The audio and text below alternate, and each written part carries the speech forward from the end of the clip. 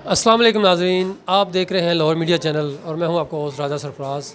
आपको मालूम है कि लाहौर मीडिया चैनल एक कम्युनिटी चैनल है और हमने अपनी कम्युनिटी के लिए काम करना है। हम आजकल के जो मसाइल हैं हमारी कम्युनिटी में, उसमें एक जो अहम मसला देखने में आ रहा है वो है जिन जादू जन्नात।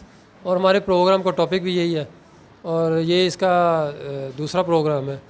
तो इसमें हमारे साथ मौजूद हैं कारी रोमान ज़हूर साहब, जो कि इंचार्ज भी हैं तौहीदी रुकिया सेंटर से। सबसे पहले तो हम इनसे यहाँ का एड्रेस मालूम करते हैं ताकि हमारे जो दोस्त हैं, जो हमारे जो नाज़रीन हैं, हमारे जो बहन भाई हैं, जिनको जो इस परेशानी में मुतला हैं, जिन जादू जन्नात का जो इनको इश्यूज़ आ रहे हैं।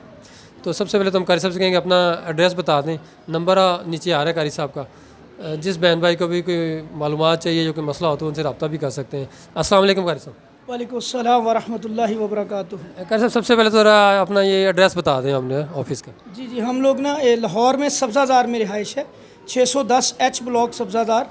इसके सामने बिल्डिंग है, वहाँ पे एक स्कूल का बोर्ड भी लगा, ब्रेनियक स्कूल का, वहाँ पे आ सकते हैं। इंशाल्लाह ये ऑफ़िस हम एक स्पेशल इसी के लिए शिफ्ट करेंगे इंशाल्लाह, अलहदा से, जहाँ पे सिर्फ रुकिया का क्या काम किया जाएगा जी इंशाल्लाह। अच्छा कारी साहब, ये बताइएगा कि देखने में ये आ रहा है कि हमारे बहुत से बहन भाई ऐसे हैं जो यानी कि एकदम से जिनके अंदर मुख्तलिफ़ तब्दीलियाँ आ रही हैं, जैसे मुख्तलिफ़ बच्चे हैं या औरतें हैं, वो ये है कि एकदम से वो कुछ लेज़ी हो गए हैं या चिड़चिड़ेपन का शिकार हैं या मुख्तलिफ़ बीमारियों में वो मुतला हो रहे हैं, उनको प्रॉब्लम हो रही है बार बार, और डॉक्टर के पास भी जा रहे हैं लेकिन वो दवाई काम नहीं कर रही। तो ये बताइएगा कि ये जो सिम्टम है ये किस टाइप के सिम्टम है, इसके मतलब थोड़ा बताइएगा। देखिए सर, मसला ये है राजा साहब, इसमें ना बेसिकली हमारे मुआशरे में इस वक्त जादूगरी का काम बहुत ज़्यादा आम हो चुका हुआ है। जगह जगह आमिल हजरात बैठे हैं जो जादू कर रहे हैं, और हसद बहुत है हमारे मुआशरे के अंदर। हर बंदा चाहता है कि मैं दूसरे से सुपीरियर हो जाऊं। अगर कोई बंदा ऊपर आ रहा होता है तो वो उससे जलना शुरू होता है। हसद की बुनियाद पे अक्सर लोग जादू करते हैं। अगर किसी का कोई बच्चा पढ़ रहा है तो उससे ये बर्दाश्त नहीं होता ये क्यों पढ़ रहा है, अच्छे नंबर क्यों ले रहा है, या अगर कोई बंदा को घर ले लेता है तो उससे ये बर्दाश्त नहीं होता इसने घर क्यों लिया। तो उसके लिए लोग जादू करते हैं एक दूसरे को। बाज़ औक़ात नज़र बद भी लग जाती है जब हम अल्लाह को शामिल नहीं करते अपने मामलात में। हसद की बुनियाद पे किसी को भी आप तारीफ़ भी करेंगे, हसद की बुनियाद पे वो बेसिकली उसको नुकसान देगी। तो अल्लाह को शामिल करें अपने मामलात के अंदर। दीन से दूरी की वजह से ये मामलात हैं, प्लस ये जादू और जिन्नात के जो मामलात होते हैं, असरात होते हैं, उनकी वजह से ये होता है कि मेडिसिन का असर ना करना।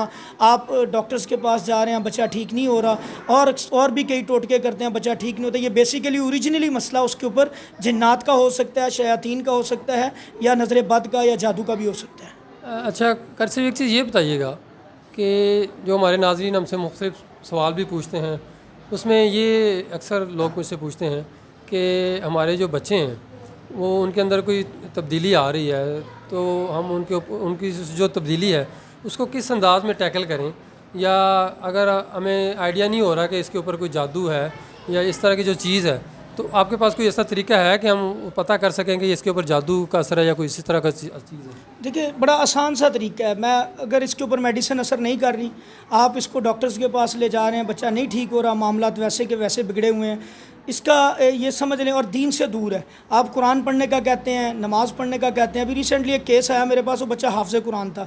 अब उसकी वालदा कहती भी मंजिल को रिवाइज़ किया करो। उन्होंने कारी साहब का अरेंज किया तो बच्चा घर से भाग जाता था।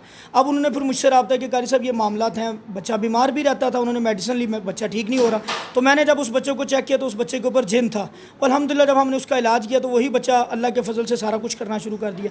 तो बेसिकली यही अलामात होती हैं कुरान और सुनने से। सबसे मेन चीज़, ऐसे बच्चों को ख्वाब आते हैं डराने, डर लगता है, खौफ की फ़ज़ा होती है, और शाम के वक्त इन लोगों का दिल तंग पड़ता है जिनके ऊपर जिन्नाती मसला होगा, जादू का मसला होगा, और दीन की तरफ नहीं आते। जब आप नमाज का कहोगे तो भागेंगे उससे, कुरान पढ़ने का कहोगे तो उससे भी भागेंगे, नहीं पढ़ेंगे। या इनके करीब कुरान की तिलावत लगाई जाएगी तो ये कहेंगे इसको बंद कर दो, वहाँ से उस माहौल को छोड़ के भाग जाएंगे। तो ये चंद अलामात होती हैं जिनसे असेस किया जाता है। फिर भी किसी को ना समझ आए तो वो आप हमारा इंशाल्लाह लें, चेक करके आपको बता देंगे।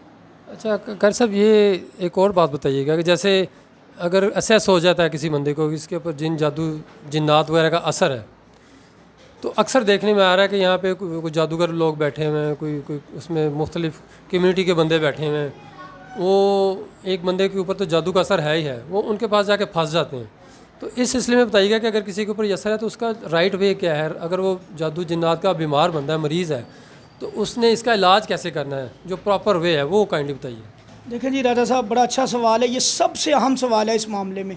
और यही इंशाल्लाह इस बात को बहन भाई सारे गौर से सुन लें कि जब भी किसी के साथ ये मामला हो, हमने ज़िंदगी के अंदर अगर कामयाबी लेनी है ना, ज़िंदगी के अंदर हम चाहते हैं कि हमारे बच्चे भी कामयाब हों, वो भी सुखी रहें, हम भी सुखी रहें। अल्लाह की कसम खा के ये बात कहता हूँ, अपने आप को कुरान और सुन्नत पे ले आए, अपने आप को अल्लाह और उसके रसूल के बताए हुआ अतीउल्लाह व अती रसूल पे ले आए, इंशाल्लाह आपकी ज़िंदगी में सुकून आ जाएगा। अब जब ये मामला आपका हो गया, कोई बात नहीं, इसमें बिल्कुल परेशान, अक्सर मुआलिजीन डरा देते हैं लोगों को, ओए होए भाई तेरे ऊपर तो ये हमला हो गया जिन्नात का, तू नहीं बचेगा, तेरे ऊपर कोई परेशानी वाली बात नहीं। अल्लाह की कसम खा के कहते हैं ये जिन्नात आपका कुछ भी नहीं कर सकते, ये डरते हैं इंसानों से, अल्लाह के फजल से इंसानों से डरते हैं। बंदे को दीन की समझ होनी चाहिए।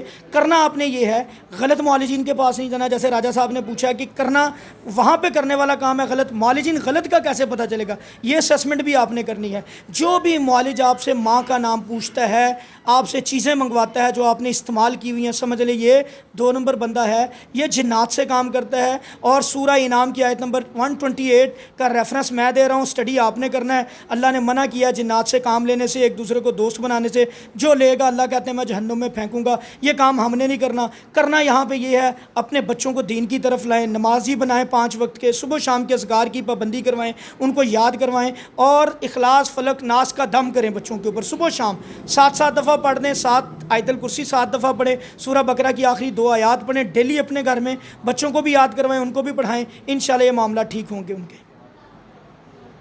ये थे जी कारी रोमान ज़हूर साहब, और ये इंशाल्लाह हमारे साथ प्रोग्राम चलता रहेगा। जो इन दोस्तों को, बहन भाइयों को कोई सवाल है वो इनबॉक्स में हम सवाल कर सकता है।